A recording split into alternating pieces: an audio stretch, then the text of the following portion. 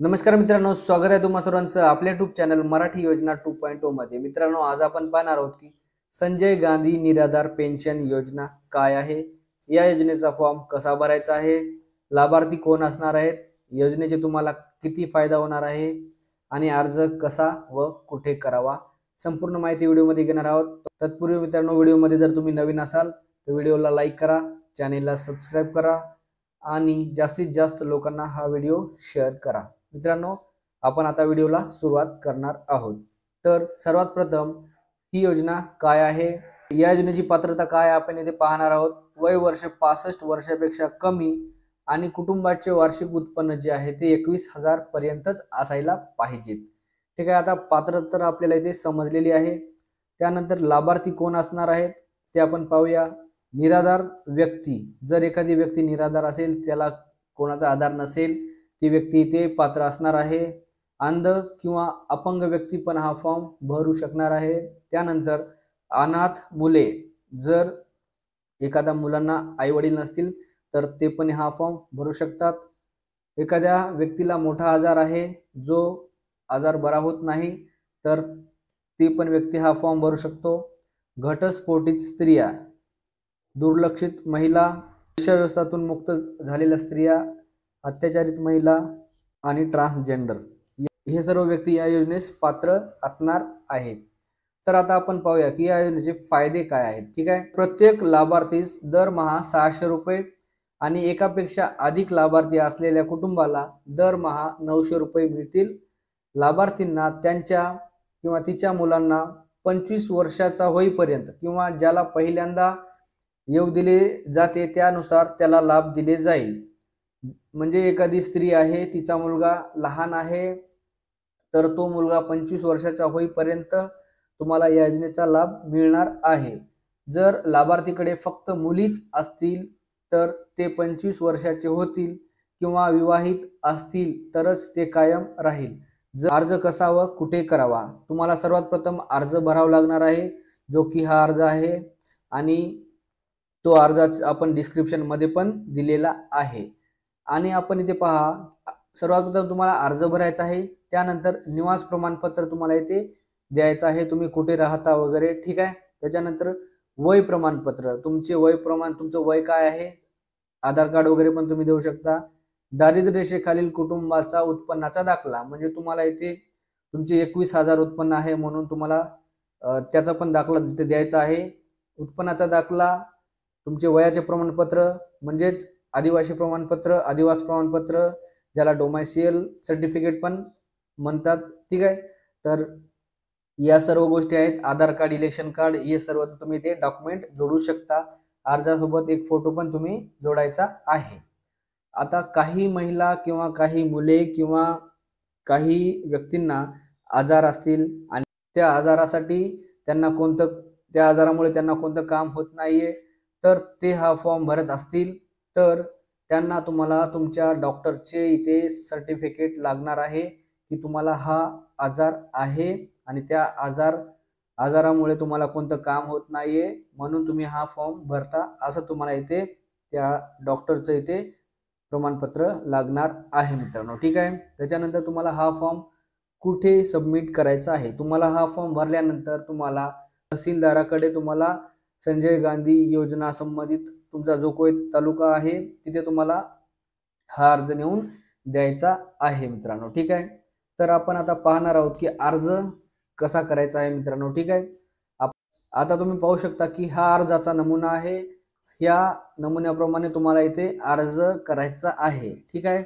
इथे आहे संजय गांधी निराधार अनुदान योजनेखाली अर्थसहाय्यासाठी करावयाचा अर्जाचा किंवा अर्ज तपासणीच्या व मंजुरीचा नमुना जो खाली दिलेला आहे। तुम्हाला हा अर्ज कोणाला करायचा आहे, तहसीलदारांना करायचा आहे, तुमचा जो काही तालुका आहे ते इथे टाकायचा आहे, तुमचा जिल्हा टाकायचा आहे।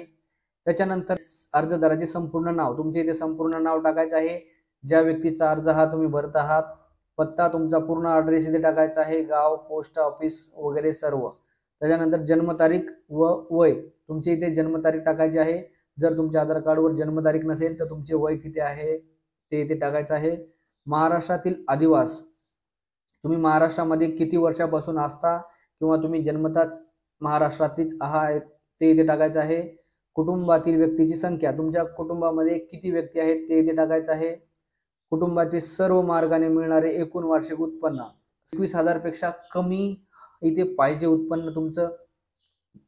त्याच्यानंतर 7 नंबरला जातीचा प्रवर्ग पोटजात नमूद करावी. म्हणजे तुम्ही खुल्या वर्गातले आहात, अनुसूचित जाती, अनुसूचित जमाती, विमुक्त जाती, भटक्या जमाती, विशेष मागास प्रवर्ग, इतर मागास प्रवर्ग यामध्ये तुमची जात कोणती आहे ते इथे टाकायचं आहे.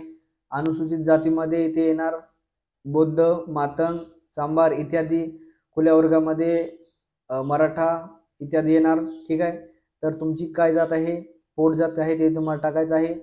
त्याच्यानंतर मित्रांनो तुम्हाला इथे 8 नंबरला आहे निराधाराचा प्रवर्ग. तुम्ही निराधार मध्ये फॉर्म भरता, पण तुम्ही अपंग आहात, तुम्हाला कोणता आजार आहे, तुम्ही कोणत्या प्रवर्गातून हा फॉर्म भरत आहात ते इथे टाकायचं आहे. तर अ नंबर मध्ये आहे अपंग. अपंगामध्ये तुम्ही इथे अंध, अस्थिव्यंग, मुकबधीर, कर्णबधीर आणि मतिबंध या सर्व मध्ये जर तुम्ही बसत असाल तर तुम्ही इथे टाकायचं आहे. त्याच्यानंतर मित्रांनो आजार तुमचा कोणता आजार आहे, क्षयरोगासाठी फॉर्म भरू शकता, पक्षघातासाठी पण तुम्ही इथे फॉर्म भरू शकता आणि प्रमस्तिष्कघात त्याच्यासाठी पण इथे तुम्ही फॉर्म भरू शकता. जर मेंदूचा तुम्हाला कोणता आजार असेल, कर्करोग जर असेल, तुम्हाला कॅन्सर असेल तरी तुम्ही फॉर्म भरू शकता. जर तुम्हाला HIV पॉझिटिव्ह आहे तर तुम्ही हा फॉर्म भरू शकता. कुष्ठरोग जर असेल तुम्हाला तर तुम्ही हा फॉर्म भरू शकता. किंवा इतर दुर्धर आजार म्हणजेच असा कोणता दुर्मिळ आजार आहे जे तुम्हाला झालेला आहे आणि तो बरा होत नाही, तर त्या पण आजारामध्ये तुम्ही ते फॉर्म भरू शकता मित्रांनो. त्याच्यानंतर महिलांचे प्रवर्ग आहेत इथे, त्याच्यामध्ये शेतमजूर महिला इथे फॉर्म भरू शकतात, निराधार महिला फॉर्म भरू शकतात, घटस्फोटित प्रक्रियेतील महिला पण हा फॉर्म भरू शकतात, घटस्फोट झालेली परंतु पोटगी न मिळणारी महिला इथे फॉर्म भरू शकते, घटस्फोट झालेली परंतु योजनेत हित केलेल्या उत्पन्न मर्यादेपेक्षा कमी पोटगी मिळणारी महिला पण इथे फॉर्म भरू शकते. जर तुम्ही योजनेमध्ये 21,000 टाकलेलं आहे उत्पन्न, पण 21,000 पण तुम्हाला मिळत नसतील वर्षाला, तुम्हाला 100-150 रुपये जर रोज असेल तर तुम्ही हा फॉर्म भरू शकता. आणि गावाकडे महिलांना काम पण असं डेली दररोज नाही लागत. ठीक आहे, तर तुम्ही हा फॉर्म भरू शकता. अत्याचारित महिला, जर एखाद्या महिलेवर अत्याचार झालेला असेल तर ती महिला पण इथे फॉर्म भरू शकते आणि महिन्याला 600 रुपये या योजनेतून लाभ मिळू शकते. आता ड मध्ये काय आहे, आत्महत्या केलेल्या शेतकऱ्यांच्या कुटुंबाचे वार्षिक उत्पन्न या योजनेच्या विहित उत्पन्नापेक्षा कमी असलेले कुटुंब. अनाथ मुले पण हा फॉर्म भरू शकतात. मुलगा असला तरी भरू शकतो, मुलगी असली तरी भरू शकतो. ठीक आहे, आणि दोघं जर बहीण भाऊ असतील तर ते दोघं पण इथे फॉर्म भरू शकतात. मित्रांनो आता इथे 9 नंबरला आहे की तुम्हाला एक घोषणापत्र द्यावं लागेल. म्हणजेच 9 नंबरचा, मी असे जाहीर करतो की मी वरील दिलेली माहिती सत्य व बिनचूक असून मी शासनाच्या अन्य कोणत्याही योजनेखालील नियमित मासिक आर्थिक लाभ घेतला नाही. सदरची माहिती चुकीची आढळल्यास माझ्या विरुद्ध फौजदारी कार्यवाहीसह इतर कारवाई करण्यास मी पात्र असल्याची मला जाणीव आहे. म्हणजे तुम्ही हा फॉर्म भरताय, खोटी माहिती तुम्ही द्यायची नाही, सर्व माहिती बरोबर आहे म्हणून तुम्हाला हा अर्ज द्यायचा आहे मित्रांनो. आणि तुम्हाला जर सर्व माहिती बरोबर असेल तरच तुम्ही हा फॉर्म भरा, अन्यथा फॉर्म भरायचा नाही. ठीक आहे, त्याच्यानंतर ते स्थळ टाकायचं आहे. तुम्ही तुमच्या गावचे नाव, ते दिनांक, अर्जदाराची सही, जो कोणी अर्जदार आहे त्याची सही आणि ते अंगठा लागणार आहे मित्रांनो. अंगठा पण देणे बंधनकारक आहे. 10 नंबरला आहे मित्रांनो, माझ्या समक्ष श्री किंवा श्रीमती डॅडॅश याने किंवा हिने सही व अंगठ्याचा ठसा दिलेला आहे. त्याच्यानंतर साक्षीदाराचे नाव व पत्ता, जो कोणी साक्षीदार तुमचा आहे त्याचे इथे साईन नाव लागणार आहे मित्रांनो. त्याच्यानंतर साक्षीदाराचा सही इथे लागणार आहे आणि इथे दिनांक टाकायचा आहे.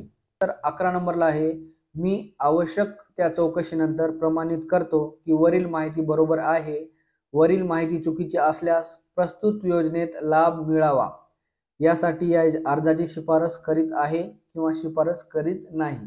म्हणजे तुमचा जो कोणी तपासणी करणारा आहे मित्रांनो, समजा सेतू केंद्र किंवा तहसीलमध्ये जर कोणी हा फॉर्म तपासत असतील तर त्यांचा इथे स्थळ दिनांक टाकतील. त्याच्यानंतर तपासणी करतील इथे. जर तुमचा अर्ज बरोबर असेल तर इथे त्यांची साईन वगैरे करतील किंवा ते इथे साईन करणार नाहीत मित्रांनो. ठीक आहे.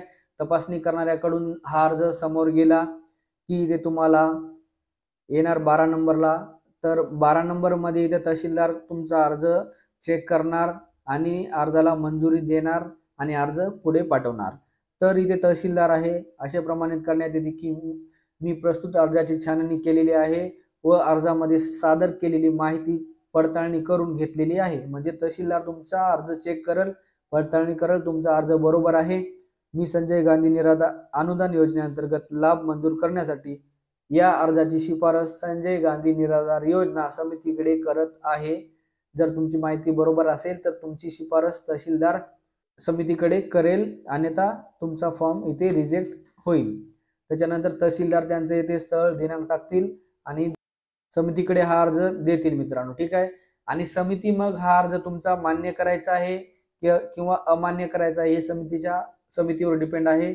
त्याच्यानंतर डॉक्युमेंट्स बघतील आणि हा अर्ज तुमचा मान्य करतील किंवा रिजेक्ट करतील मित्रांनो. ठीक आहे. आता संजय गांधी निराधार अनुदान योजना समितीच्या सदस्यांच्या इथे स्वाक्षऱ्या लागणार आहेत मित्रांनो. ठीक आहे.